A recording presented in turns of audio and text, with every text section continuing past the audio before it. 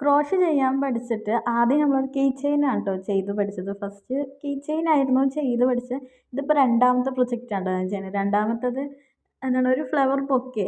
അതാണ് എൻ്റെ ഉദ്ദേശം. ഫ്ലവർ പോട്ടിലൊക്കെ വെച്ച് ഫ്ലവർ വൈസിലൊക്കെ വെക്കാൻ പറ്റുന്ന കുറച്ച് ഫ്ലവേഴ്സ് ഉണ്ടാക്കാനാണ് കേട്ടോ തീരുമാനം.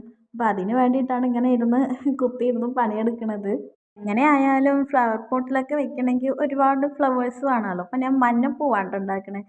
മഞ്ഞ മാത്രമല്ല, മഞ്ഞ, പച്ച, ചുവപ്പ്, വെള്ള അങ്ങനെയൊക്കെ പല കളർഫുൾ ഫ്ലവേഴ്സാണ് ട്ടോ ഉണ്ടാക്കണത്. ഉണ്ടാക്കി വന്നപ്പോൾ ഇതുപോലെ പാമ്പ് പോലെ ചുരുണ്ട് ചുരുണ്ടാണ് കിട്ടുക. അതിനൊക്കെ ചുരുട്ടി ഒരു റോസാക്കി എടുക്കുക. അതായിരുന്നു അടുത്ത ടാസ്ക്. ടാസ്ക് ഒന്നുമല്ല, ഒരു സിമ്പിളാണ് കേട്ടോ നമുക്ക് ചെയ്യാൻ. ഇത്രയും ചെയ്തു വന്നപ്പോൾ തന്നെ എനിക്ക് മതിയായിട്ടോ. ഇനി ഈ ഫ്ലവറിൻ്റെ സ്റ്റെമ്പും ലീഫൊന്നും ഉണ്ടാക്കാനുള്ള ഇല്ലായിരുന്നു കേട്ടോ. അതുകൊണ്ട് ഇത്രയും ഫ്ലവേഴ്സ് ഉണ്ടാക്കി ഞാനിത് നിർത്തി. ഇതൊക്കെ ചെയ്തു വന്നപ്പോൾ ഞാനൊന്ന് തലയിൽ വെച്ച് നോക്കിയതാണ് കേട്ടോ, ഹെയർ ക്ലിപ്പൊക്കെ ആയിട്ട് വെക്കാൻ പറ്റുമോ എന്ന്.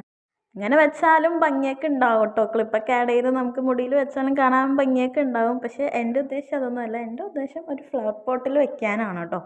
അപ്പോൾ ഇത്രയും ഫ്ലവേഴ്സാണ് ഞാൻ ഉണ്ടാക്കിയത്. ഇത്രയും ഉണ്ടാക്കുമ്പോൾ തന്നെ എനിക്ക് മതി. അതുകൊണ്ട് ബാക്കി പിന്നെ ചെയ്യാമെന്ന് വിചാരിച്ച് ഇവിടെ നിർത്തി കേട്ടോ. ഇതിൻ്റെ സ്റ്റെമ്പും ലീഫൊക്കെ ഉണ്ടാക്കുന്ന വീഡിയോസ് നെക്സ്റ്റ് പാർട്ടായിട്ട് വേണമെന്നുണ്ടെങ്കിൽ നിങ്ങൾ കമൻറ്റ് ചെയ്യുക. അങ്ങനെയാണ് വീഡിയോ ഇടാം കേട്ടോ. എങ്ങനെയുണ്ട് എൻ്റെ റോസ് പൂ? ഇഷ്ടമാണെങ്കിൽ ലൈക്ക് സബ്സ്ക്രൈബ് മറക്കണ്ട.